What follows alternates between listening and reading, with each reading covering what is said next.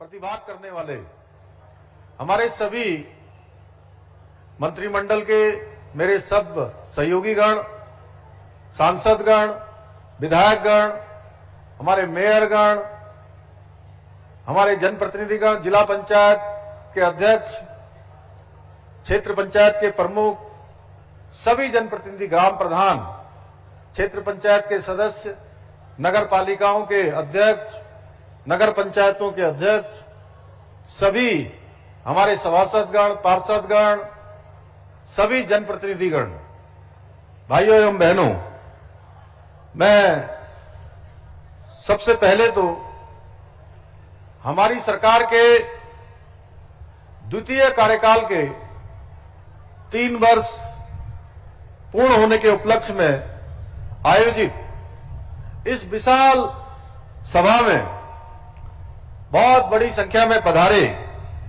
आप सभी माताओं, बहनों का, नौजवानों का, बड़े बुजुर्गों का मैं हृदय से स्वागत करता हूं। आप सबका अभिनंदन करता हूं, आप सबको प्रणाम करता हूं। इसके साथ ही मैं इस अवसर पर उत्तराखंड राज्य स्थापना हेतु अपना सर्वस्व निछावर करने वाले अमर बलिदानियों, समस्त आंदोलनकारियों को भी दोनों हाथ जोड़कर, शीश नवाकर नमन करता हूं। मैं भारत माता के अमर सपूत सरदार भगत सिंह जी, राजगुरु सुखदेव जी को भी अपनी भावांजलि अर्पित करता हूं कि जिन्होंने आज ही के दिन मां भारती की स्वतंत्रता के लिए हंसते हंसते फांसी के फंदे को चूम लिया था। भाइयों बहनों, आप सभी इतनी भारी संख्या में यहां पर उपस्थित हुए हैं। मैं आपकी उपस्थिति देखकर मुझे ऐसा प्रतीत हो रहा है मानो आप सभी के रूप में स्वयं हमारे सभी देवी देवता अपना आशीर्वाद देने के लिए यहां आए हुए हैं। आज जब हमारी सरकार अपना 3 वर्ष पूर्ण कर रही है, मुझे वो दिन याद आ रहा है जब उत्तराखंड की देवतुल्य जनता ने एक मिथक तोड़ते हुए, एक परिपाटी बदलते हुए एक नया इतिहास बनाया, जो 5 सालों में हर बार राज्य स्थापना के बाद लगातार ये परिपाटी थी कि एक चुनाव के बाद दूसरे चुनाव में सरकार बदल जाती है। भाइयों बहनों, देवभूमि उत्तराखंड की जनता ने एक नया इतिहास बना दिया। लगातार भारतीय जनता पार्टी को दूसरी बार सरकार में आने का मौका दिया, अपना आशीर्वाद दिया। आज से 3 वर्ष पूर्व जब मैंने दूसरी बार उत्तराखंड राज्य के मुख्य सेवक के रूप में शपथ ली थी, उसी क्षण ये संकल्प लिया था कि आपके विश्वास और अपेक्षाओं पर पूरी निष्ठा के साथ, समर्पण के साथ, पूरे मनोयोग के साथ परिश्रम करते हुए खरा उतरने का प्रयास करूंगा।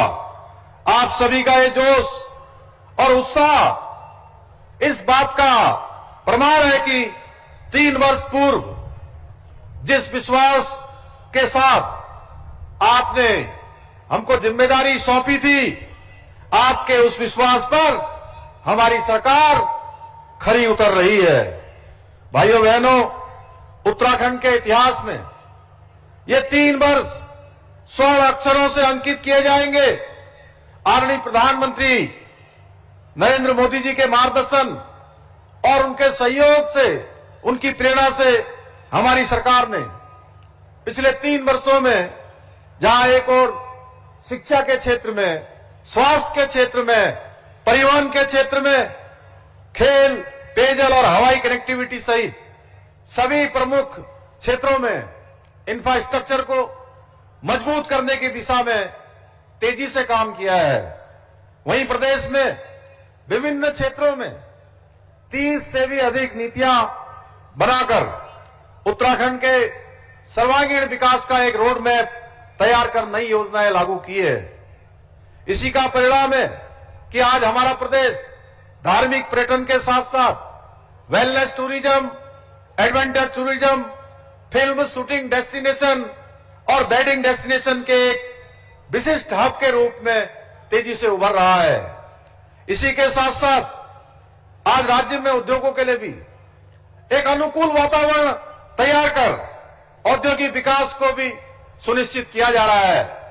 आज आदरणीय प्रधानमंत्री श्री नरेंद्र मोदी जी के नेतृत्व में जहां एक और Delhi Dehradun elevated road, Vande Bharat express, Rishikesh Karnaprayag rail परियोजना, भारत माला और पर्वतमाला परियोजना, अमृत योजना, ऑल वेदर रोड और उड़ान योजना जैसी महत्वाकांक्षी परियोजनाओं के माध्यम से प्रदेश के बुनियादी ढांचा को नए आयाम प्रदान किए जा रहे हैं। वहीं प्रदेश के अंदर जो हमने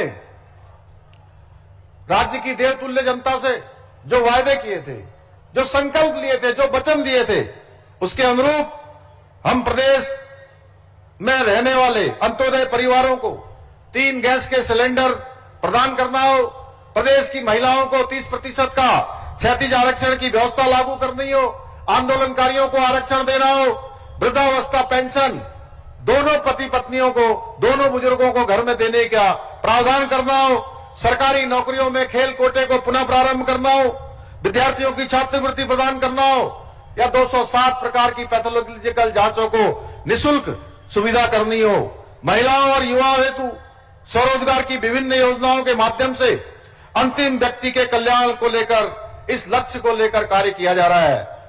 इन्हीं प्रयासों का परिणाम है विभिन्न चुनौतियों के बावजूद इन 3 वर्षों में हमारे प्रदेश ने कई उपलब्धियां हासिल की हैं और नए नए कीर्तिमान स्थापित किए हैं, जिनकी गूंज आज पूरे देश में सुनाई दे रही है। ये हम सभी के लिए गर्व का विषय है कि नीति आयोग द्वारा जारी वर्ष 2023 और 24 के सतत विकास के लक्ष्यों को प्राप्त करने के इंडेक्स में हमारे उत्तराखंड को देश में पहला स्थान प्राप्त हुआ है। साथ ही ईज ऑफ डूइंग बिजनेस में उत्तराखंड को अचीवर्स तथा स्टार्टअप रैंकिंग में लीडर्स की श्रेणी प्राप्त हुई है। इसके साथ ही हमने प्रदेश की बेरोजगारी दर में रिकॉर्ड 4.4% की कमी लाकर राष्ट्रीय औसत को भी पीछे छोड़ने का काम किया है। यही नहीं, हमारी सरकार द्वारा किए गए सतत सुधारों का ही परिणाम है कि 2023-24 की तुलना में इस वर्ष राज्य के सकल घरेलू उत्पाद में 13.59% की वृद्धि दर्ज हुई है। इतना ही नहीं, प्रति व्यक्ति आय में हमने 11.33% की वृद्धि दर्ज कर राष्ट्रीय औसत को भी पीछे छोड़ दिया है। भाइयों बहनों, आज से 3 वर्ष पूर्व विधानसभा चुनाव के दौरान हमने जो वायदे आपसे किए थे, उन वादों को पूरा करने की दिशा में हम निरंतर आगे बढ़ रहे हैं। हमारी सरकार ने देवभूमि की जनता से किए गए वादों को निभाते हुए राज्य में समान नागरिक संहिता लागू करने का ऐतिहासिक और साहसिक निर्णय लिया था और उसको हमने लागू कर दिया। 27 जनवरी 2025 से देवभूमि उत्तराखंड पूरे देश का आजादी के बाद पहला ऐसा राज्य बन गया जहां रहने वाले सभी लोगों के लिए समान कानून, एक समान कानून लागू हो गया है। देवभूमि में समान नागरिक संहिता की पवित्र गंगा प्रभावित होने से पूरे देश में नई ऊर्जा का और उत्साह का संचार हुआ है। इस ऐतिहासिक पहल के माध्यम से हमने देश और दुनिया को समानता और न्याय का एक सशक्त संदेश दिया है। ये कानून विशेष रूप से हमारी मुस्लिम बहनों को विभिन्न प्रकार के उत्पीड़नों से मुक्ति दिलाएगा। और मैं जब अभी आ रहा था यहाँ, तो बड़ी संख्या में हमारी मुस्लिम बहनें यहाँ पर हमारी सरकार का, राज्यवासियों का धन्यवाद करने के लिए एकत्र हुई थी। मैं भी उन सबका धन्यवाद करता हूं कि आपके लिए हमको ये कानून निश्चित रूप से आने वाले समय में और भी दिशा देने का काम करेगा। भाइयों बहनों, आपको याद होगा कि हमारे प्रदेश में भ्रष्टाचार और पेपर लीक के कारण कितने ही प्रतिभावान युवाओं के सपने चूर चूर हो जाते थे। मेहनती विद्यार्थी दिन रात पढ़ाई करते थे, लेकिन जब परीक्षा का दिन आता था तो पेपर लीक होने की खबर उनके भविष्य पर कुठाराघात कर देती थी। पेपर लीक और परीक्षा में भ्रष्टाचार का दर्द वही माता पिता समझ सकते हैं जिन्होंने अपनी गाड़ी कमाई से बच्चे की शिक्षा का खर्च उठाया हो। यह पीड़ा वही विद्यार्थी महसूस कर सकता है जिसने वर्षों की मेहनत के बावजूद सिर्फ नकल माफियाओं की वजह से उसको सफलता प्राप्त नहीं हो पाई है। हमने युवाओं की इस वेदना को समझा और राज्य में देश का सबसे कठोर नकल विरोधी कानून लागू किया। इस कानून के लागू होने के बाद पेपर लीक की समस्या जड़ से समाप्त हो गई और अब पूरी परीक्षाएं पारदर्शिता के साथ आयोजित हो रही है, जिसका परिणाम पिछले 3 वर्षों में 20,000 से भी अधिक युवाओं को सरकारी नौकरियां प्राप्त करने में सफलता प्राप्त हुई है भाइयों बहनों। और एक भी मामले में कोई मामला न्यायालय में नहीं गया, कहीं कोई विवाद की स्थिति पैदा नहीं हुई। और आज गरीब माता पिता को भी, उनके बेटे बेटियों को भी इस बात का पूरा विश्वास हो गया है कि अगर वो मेहनत करेंगे, बच्चे की पढ़ाई लिखाई करवाएंगे, उसकी तैयारियां करेंगे और बच्चे पढ़ाई लिखाई करके अपनी अच्छी तैयारी करेंगे तो उनकी योग्यता, प्रतिभा और क्षमता के साथ अब कोई अन्याय नहीं कर पाएगा, उनको न्याय मिलेगा और उनका परीक्षा में चयन होगा।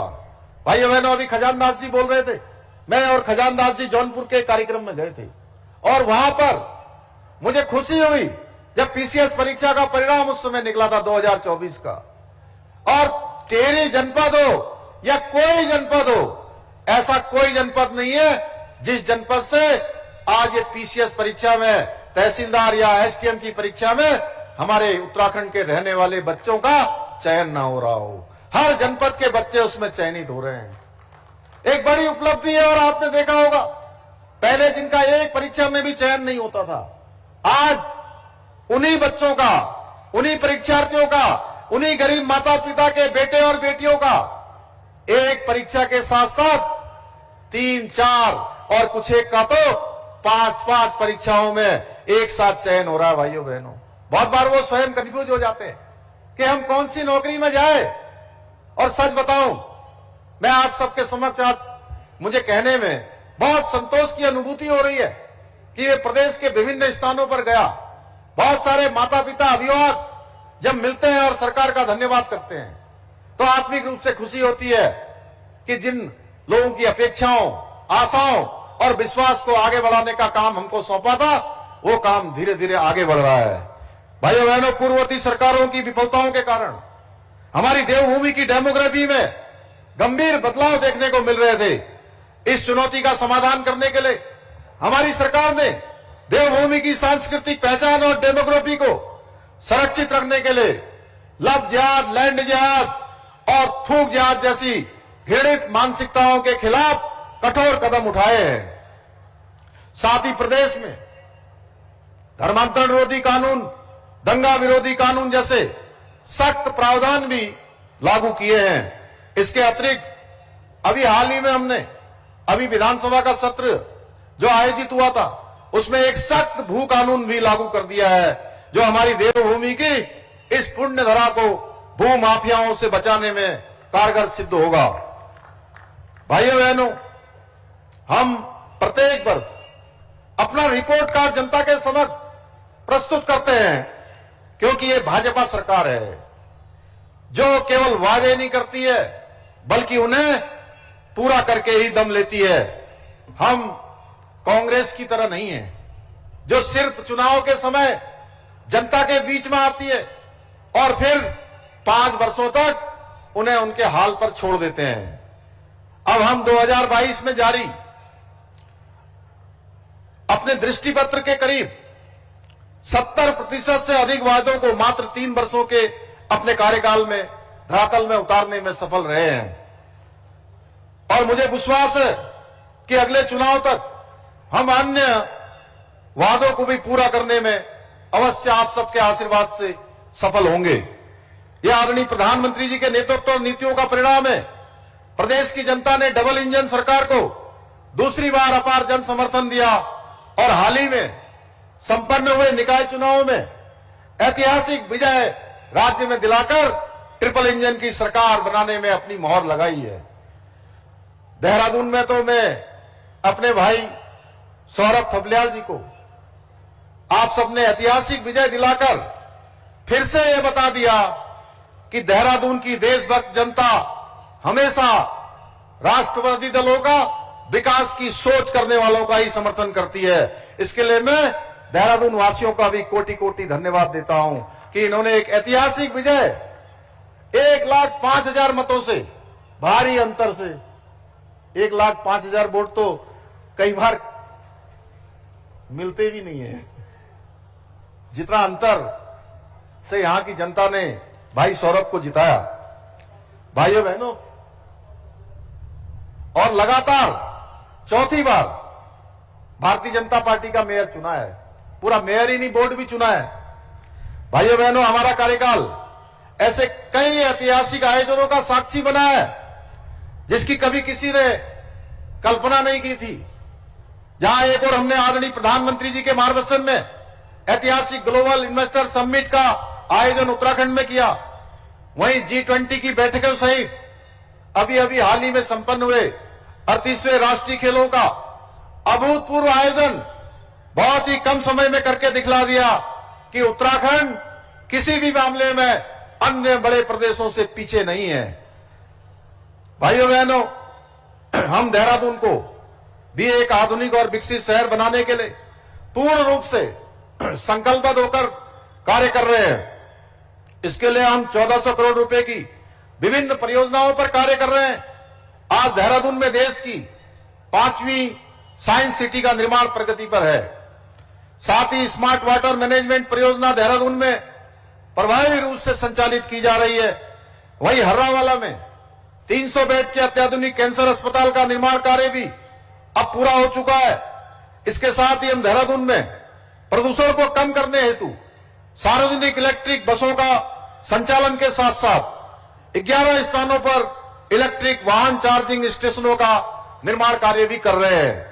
हमारा लक्ष्य है कि देहरादून एक ऐसा आधुनिक शहर बने जो देश में विकास, पर्यावरण संरक्षण और जन सुविधाओं का उत्कृष्ट उदाहरण प्रस्तुत करे। मुझे प्रसन्नता है आज यहां देहरादून जनपद की विभिन्न योजनाओं के लाभार्थीगण भी उपस्थित हैं। मैं आप सभी को भी शुभकामनाएं देता हूं और आशा करता हूं कि आप सभी इसी प्रकार प्रगति के पथ पर आगे बढ़ते रहेंगे। भाइयों बहनों, आज इस अवसर पर मैं कुछ घोषणाएं भी करना चाहता हूं। प्रदेश के नौजवानों के लिए, प्रदेश के हमारे ऐसे विद्यार्थी छात्र जो प्रतियोगी परीक्षाओं की तैयारी कर रहे हैं, विद्यार्थियों और स्नातक डिग्री प्राप्त युवाओं को परीक्षाओं की तैयारी और रोजगारपरक कौशल सीखने के लिए राज्य सरकार न केवल आर्थिक सहायता प्रदान करेगी बल्कि उनके प्रशिक्षण के लिए एक समर्पित मंच भी उपलब्ध कराया जाएगा। इस योजना के नियम और नीति तय करने हेतु एक उच्च स्तरीय समिति का गठन किया जाएगा। राज्य में कार्यरत उपनल एवं संविदा कर्मी लंबे समय से मांग कर रहे हैं कि सरकारी विभागों में रिक्त पदों के अनुसार उन्हें नियमित किया जाए। उनकी इस न्याय संगत मांग की पूर्ति हेतु हम शीघ्र ही एक ठोस नीति तैयार करेंगे। प्रदेश में जनता से मिल रहे सुझावों के आधार पर स्थानीय ठेकेदारों को सरकारी कार्यों में प्राथमिकता देने की मांग लगातार उठ रही है। इसे ध्यान में रखते हुए राज्य सरकार यह सुनिश्चित करेगी कि 10 करोड़ रुपए के सरकारी कार्य केवल और केवल प्रदेश के स्थानीय ठेकेदारों को ही दिए जाएं। भाइयों बहनों, कुछ अराजक तत्व, कुछ ऐसे नेता जो बोलने में सावधानी नहीं रखते, उनके कारण प्रदेश में कभी कभी क्षेत्रवाद या जातिवाद की बातें सुनाई देती है। पर मैं आज इस मंच से कहना चाहता हूं कि उत्तराखंड का कोई भी व्यक्ति यदि क्षेत्रवाद की बात करता है या जातिवाद की बात करता है तो वो न केवल उन आंदोलनकारियों के साथ अन्याय करता है जिन्होंने इस प्रदेश के निर्माण के लिए अपना सर्वोच्च निछावर कर दिया, बल्कि वो अपनी मातृभूमि के खिलाफ भी कार्य करता है। इससे अधिक ऐसे लोगों के बारे में मैं कुछ नहीं कहना चाहता।